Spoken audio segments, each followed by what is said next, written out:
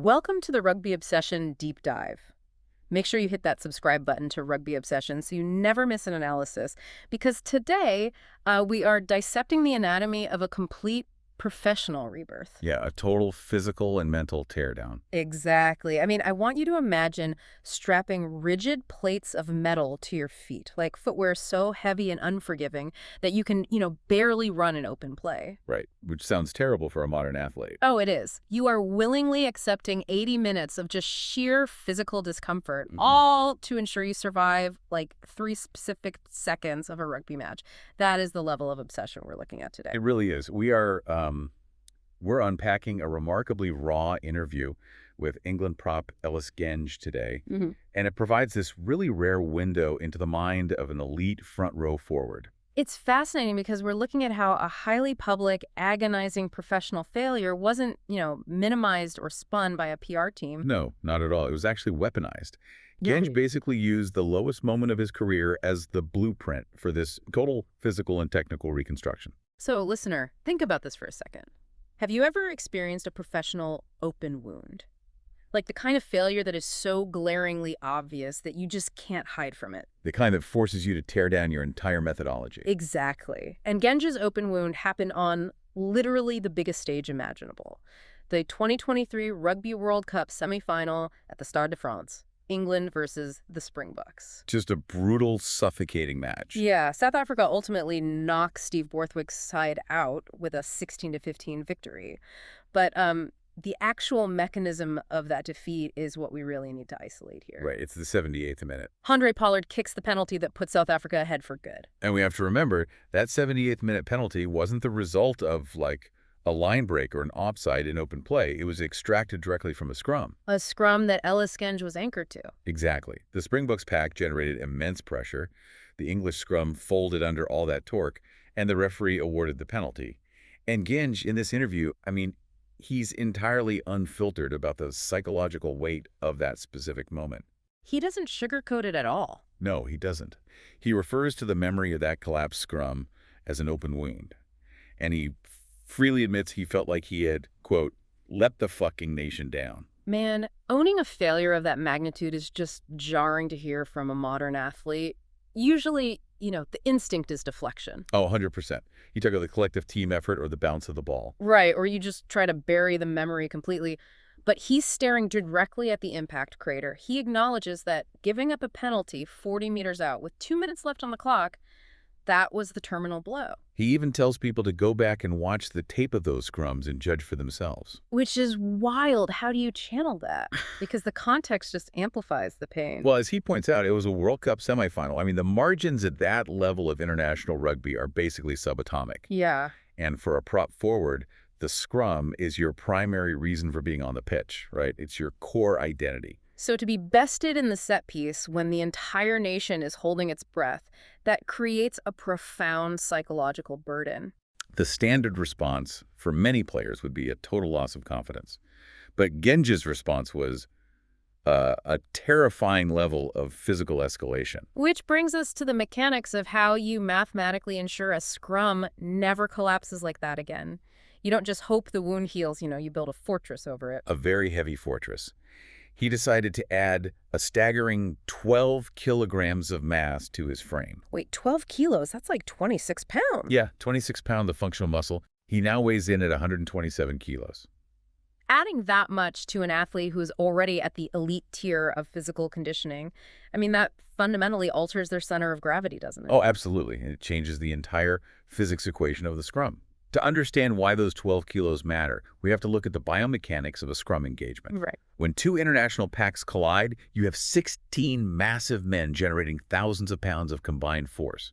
That energy doesn't just dissipate, it travels straight through the bodies of the front row. So he spent the month following the World Cup in this relentless gym routine, right? Lots of squatting. Squatting, yes, but crucially, building his neck muscles. Which makes sense because the neck is the vital conduit in that kinetic chain. Like the power generated by a prop's legs and hips has to travel up the spine and transfer directly into the opposition. Exactly. If the neck is weak, The spine loses alignment under the pressure, the power leaks, and the scrum collapses. So by targeting the neck, Genge was essentially thickening the transmission cable of his own engine. He was ensuring every ounce of leg drive was delivered straight into the South African, French, or Irish packs. And building that transmission cable requires a massive biological toll. He admitted he had to force down a significant amount of extra food, or grub as he calls it. Even though he isn't a naturally big eater. Right. Consuming enough calories to synthesize 12 kilograms of muscle while simultaneously burning thousands of calories on the training pitch, that requires absolute monastic discipline. He was basically treating his digestive system with the same brutal efficiency as his weightlifting routine. Yeah, eating became a job. Well, before we explore the ultimate test waiting for this newly built machine, take a quick second to hit subscribe to Rugby Obsession. And we want to hear your perspective on this. Jump into the comments and tell us, did you see that plus 18 scrum penalty differential coming from England this year? Drop your thoughts below. Because the data proves this wasn't just an exercise in bodybuilding. It translated directly to the stat sheet in the Six Nations. Yeah, finishing the tournament with a scrum penalty differential of plus 18 is just staggering. It really is. Winning a scrum penalty isn't just an arbitrary stat. It is the ultimate momentum shifter. Because it allows a team to kick for the corner, set up a rolling maul, and literally dictate the entire geography of the game. Exactly. And to put that plus 18 in perspective, the next most dominant scrummaging team in Europe only managed a differential of plus 6. Wow. So England was 3 times more lethal at the set piece than their closest rival. 3 times. Genge, working alongside England's scrum coach Tom Harrison, took the exact set piece that broke his heart in Paris and engineered it into the most dominant penalty-winning weapon in the Northern Hemisphere. Now, I look at the 127-kilo frame, the reinforced neck, the plus 18 differential, and it sounds impenetrable. But, mass alone is not a silver bullet in international rugby. No, definitely not. We have seen massive, heavy packs get completely dismantled by technically superior, lower-to-the-ground opponents. It's like, if you bolt a heavier engine into a chassis but don't upgrade the tires, you don't move forward. You spin out. Exactly. You spin out and slide backward faster when you hit the gas. The kinetic energy has to anchor to something. The anchor is everything. Strength in a vacuum means absolutely nothing on a wet rugby pitch. Genge knows that all the squats and caloric surpluses are entirely useless if his feet lose their grip. Which leads us to the looming challenge that is going to test this entire physical rebuild, and what a test it is. The biggest test possible. Because putting on all this new armor only matters if you intend to test it against the heaviest artillery on the planet. And that brings us to July 4th, the inaugural Nations Championship. Right. England is traveling to Johannesburg to play at Ellis Park against the back-to-back world champions. The Springboks, they're walking straight back into the lion's den to face the exact team that inflicted the wound. And Genge is completely lucid about what awaits them at altitude in South Africa. When he was asked if this current iteration of the Springboks pack is the most dominant in the history of international rugby, his answer was instantaneous. He said, quote, "Fact, yeah. Most definitely 100%. I mean, between their starting forwards and the sheer size and technical proficiency of their infamous bomb squad coming off the bench, the Bucks just subject opposing scrums to an unrelenting 80-minute hydraulic press. It's exhausting just watching it. Seriously. And Genge even points out that nobody in the global rugby community is going to give England any real respect for their Six Nations scrum dominance until they prove it at Ellis Park. Yeah, that's the proving ground. So, knowing he's facing the most dominant pack in history, how does he solve the traction problem? Like, what is the tire upgrade for this 127-kilo engine? It comes down to a highly specific, aggressively old-school piece of equipment. Genge completely rejects modern rugby footwear. Really? Because today, the trend is for props to wear molded boots, isn't it? Yeah, exactly. They are lighter, they offer more cushion, and they basically feel closer to a running sneaker. Which makes sense given how fast the modern game has become. Sure, players want to feel light on their feet for 70 minutes of open play. But Genge sacrifices all of that comfort for the set piece. He insists on wearing traditional 12-studded boots equipped with massive 24mm metal studs. That is insane. It's literally like strapping ice-climbing crampons to your feet and trying to sprint across a field. He openly admits that his teammates look at his boots and ask how he manages to run around the pitch. But his response highlights his entire philosophy. He says, "I don't want to wear them, but I have to."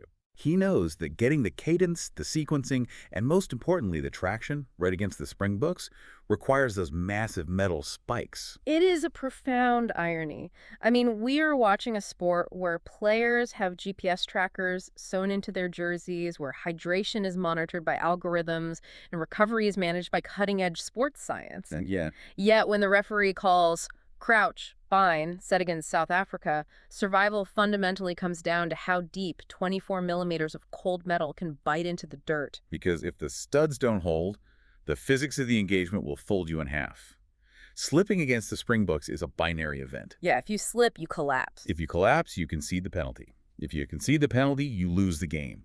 Those studs are the foundational mechanism that allows his 127 kilograms of mass to transfer force through the opposition rather than deflecting backward. The narrative arc here is just phenomenal. Let's recap exactly what we've uncovered today. We started with a player staring down the barrel of an agonizing, highly public failure, a World Cup semifinal penalty that haunted him. And instead of spinning a PR narrative, Ellis Genge embraced the open wound. He fundamentally altered his biomechanics, added 12 kilos of functional mass, fortified his neck to act as a flawless kinetic conduit, and pushed through a grueling physical transformation. He took the very vulnerability that cost them in Paris and engineered it into a statistical anomaly, leading England to an absurd +18 scrum penalty differential in the Six Nations. And now he is taking that rebuilt chassis, strapping on painfully uncomfortable 24 millimeter metal studs to guarantee his traction, and marching to Ellis Park to face the most intimidating pack in rugby history. He is testing his rebuild against the ultimate stress test. Listener, before we sign off, I want to ask you one more time to subscribe to Rugby Obsession.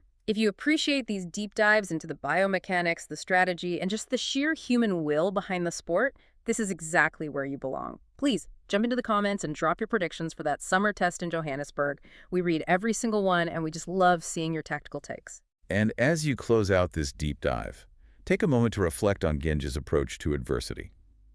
When you are facing an intimidating, massive challenge in your own life, your own personal equivalent of a Springboks pack waiting for you at altitude, are you hoping to get by in comfortable sneakers? That's a great question. Or are you willing to strap on the uncomfortable 24 millimeter studs? What foundational, unglamorous tool do you need to rely on to hold your ground when the pressure hits? Thank you for listening to the Rugby Obsession Deep Dive, and we'll look forward to you listening to our next episode.